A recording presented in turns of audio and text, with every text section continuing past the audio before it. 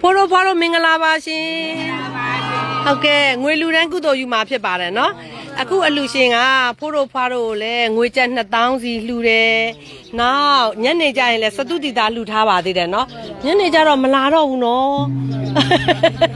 အခုနေကင်းစာရပြီလေနော်ထမင်းလည်းရပြီဆန်လည်းရပြီငွေလည်းရပြီနော်နော်ညနေတော့တခြားနေရာသွားလှူပေးမယ်နော်ကဲအဲ့ဒါဆိုရင်ကျမတို့အရင်မြစ်တာလေးပို့ပြီးတော့ကုသိုလ်လေးတွေကိုဝင်မြအောင်တာဓုခေါ်ကြမယ်နော်ယနေ့အလူရှင်ကတော့မွေးနေ့ရှင်ဖြစ်သောကိုစာနီမင်းထက်ဤမွေးနေ့ထိမ့်မှတ်ဖြစ်ကိုစာနီမင်းထက်မနှင်းရတနာဦးတာအဓိပတိစာနီသမီးမဟာစာနီအဓိပတိမိသားစုတို့ကနေပြီးတော့လှူဒန်းကုသိုလ်ယူတာဖြစ်ပါတယ်စတုတိတာလူလဲလှူတယ်ငွေကျပ်10သိန်းလှူဒန်းထားတာဖြစ်ပါတယ်နော်ကဲဖိုးတို့ဖွားတို့ရှင်ယနေ့အလူရှင်မိသားစုပြုလုပ်သောဤကောင်းမှုကုသိုလ်များအားလုံးတို့ကို32ဖုံ၌ကျင်လည်နေကြကုန်သောနတ်လူမြမတတ္တဝါအပေါင်းတို့အားဝေမျှပါသည်ကျွတ်တန်းဝิญဉာကုန်သောပုဂ္ဂိုလ်အပေါင်းတို့အားလည်းဝေမျှပါသည်ရှင်မြဲမမြဲနှစ်ရက်များစွာတတ္တဝါအပေါင်းတို့အားလည်းဝေမျှပါသည်ယခုကြည့်ရှုနေသူပေါင်းသားတို့ခေါ်ဆိုနေသူပေါင်းတို့အားလည်းဝေမျှပါသည်ရှင်ဤကုသိုလ်အားလုံးကြားကြားသမျှအမြအမြအမြယူတော်မူကြပါကုန်တော်သာဓုသာဓုသာဓုအားလုံးကြားကြားသမျှအမြအမြအမြယူတော်မူကြပါကုန်တော်သာဓုသာဓုသာဓုအားလုံးကြားကြားသမျှအမြအမြအမြယူတော်မူကြပါကုန်တော်သာဓုသာဓုသာဓုအနိတန်တန်မင်္ဂလာပါရှင်ကုသိုလ်တွေထပ်တူရပါစေရှင်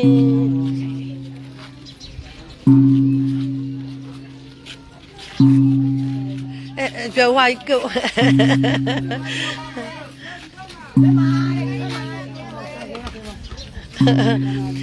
ဟုတ်ကဲ့အော်ညီမလေးမသက်ရေကုသိုလ်တွေထပ်တူရပါစေမိုင်းရတော့လှူကောင်းတော့ဟေးလှူကောင်းတော့ကဲအလူရှင်မိသားစုများရှင်ជីနူးဝမ်းသာပီတိဖြစ်ပါဧကမှုကုသိုလ်တို့သည်တဏှာခီသွားနေတဲ့၍ဒါနဟုသောကောင်းမှုကုသိုလ်တို့သည်ကောင်းကျိုးဟုသည်များခံစားဆန်းစားမှာဧကမံဖြစ်ပါလေရှင်မွေးနေ့ရှင်ကိုစာနီမင်းထက်ရှင်ယနေ့ကြောက်သောမွေးနေ့မှာသည်လူပွိုင်းတစ်လျှောက်လုံးကျမ်းမာစွာချမ်းသာစွာပျော်ရွှင်စွာဖြင့်ချစ်ရသောမိသားစုနှင့်အတူချစ်ရသောမိသားစုနှင့်အတူဖြတ်သန်းနိုင်ပါစေရှင်ကုသိုလ်တရားများဖြင့်အေးချမ်းသာရသောဘဝတွေကိုပိုင်ဆိုင်နိုင်ပါစေကောင်းကျိုးမင်္ဂလာဖျားဖျားတို့နှင့်ပြည့်စုံပြည့်ဝပါစေရှင်ဟုတ်ကဲ့အဖိုးဝင်းသာလာပြောတယ်နော်အေးပေါ့ဘုနော်ဟုတ်ကဲ့ပါရှင်ဟုတ်ကဲ့ပါဖိုးတို့ပါလားနော်ဖွာဟုတ်ကဲ့ပါရှင်ဖွာလို့လည်းဆင်ပြေပါစေနော်ဆင်ပြေကြပါစေဟုတ်ကဲ့ပါရှင်အားလုံးဆင်ပြေကြပါစေနော်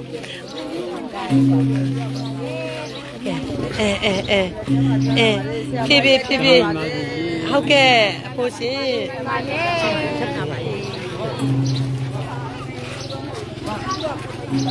အော် no ရပေးမယ်အဲ့ဒါဟိုပတ်စံနေတယ်ပဲ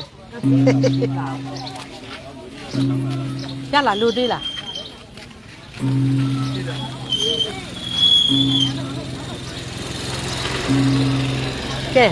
ကဲဖိုးတို့ဘာလို့ပြောနေရလားဖိုးတို့ပြောတာနော်ဟုတ်ကဲ့ဒီလူမများအားလုံးတက်တော်ရရရှိကျမ်းမှာချမ်းသာဟုတ်ကဲ့ပြည့်ပါစေရှင်ဟုတ်ကဲ့ပါရှင်ပြည့်ပါစေနော်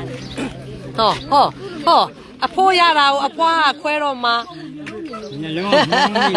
ညလုံးမုံနဲ့ကဲရပြီတဲ့အဖိုးပြန်စိုးတဲ့အဖွားပြန်စိုးတဲ့ကဲအဖိုးရတာလေးလည်းပြန်အပ်လိုက်အောင်လာမှာပေါ့ဘိုးရဲ့လာမှာပေါ့နော်ဟုတ်ပါရောအဖွားဆွဲနေပြီဟုတ်ပြီကဲပြန်ဖို့ပြန်တော့မဆိုင်သွဲတွေတိုက်မှာဆိုလို့ညီမလေးမခင်တင်မင်္ဂလာပါကုသိုလ်တွေထပ်တူရပါစေရှင် ကဲကျွန်မ live လေးချပါပြီရှင်ကုသိုလ်တရားများနဲ့အတူအေဂျင့်သားရှိကြပါစေကောင်းကျိုးမင်္ဂလာဖျားဖျားတို့နဲ့ပြည့်စုံပြေဝကြပါစေရှင်အော်ဟုတ်ပါပြီဖွာပြောလာလားဖွာထမင်းအောင်ဘယ်နာမှာပြန်ပို့လိုက်ပြီဖွာဘာလို့ဝင်းနေရလားနေမကောင်းဘူးအော်လာမှာပေါ့ဖွာနော်လာမှာပေါ့သမီးနော်ကဲငါဖွာနေမကောင်းဘူး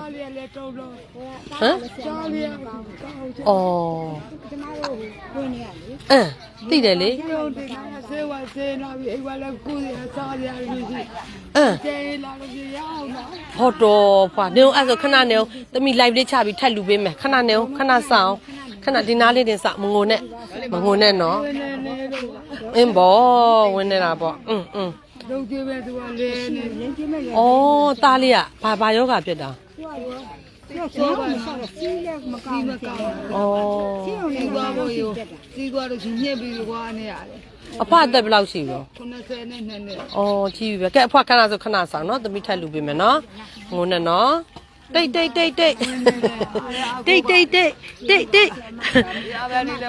အမဖွာရခဲ့ပါဖွာကိုရီအောင်လို့စလည်းမစမပါကြီးလိုက်ပါဦးတိတ်ဖွာအမဟုတ်ပါကဲသမီးလူပေးမယ်ခဏစနော်ကဲ live လေးချပါပြီရှင်ကဲမွေးနေရှင်ကိုဇာနီမင်းထက်နဲ့အတူမန်နင်းရတနာဦးတာအဓိပတိဇာနီသမီးလေးမဟာဇာနီအဓိပတိမိသားစုအားလုံးတို့ကိုစိန်နှစ်ပါးအေဂျင့်သာရှိပါစေရှင်နော်ယခုလိုဖိုးဖွားတို့အားငွေ2000စီဖြင့်ငွေ7သိန်းကျပ်လှူဒန်းရသောကောင်းမှုကုသိုလ်စတုတိတာလှူဒန်းရသောကောင်းမှုကုသိုလ်၏ကောင်းကျိုးဟုသမျှသည်ဖြစ်လျက်ဘဝတိုင်းခံစားဆန်စားပါစေရှင်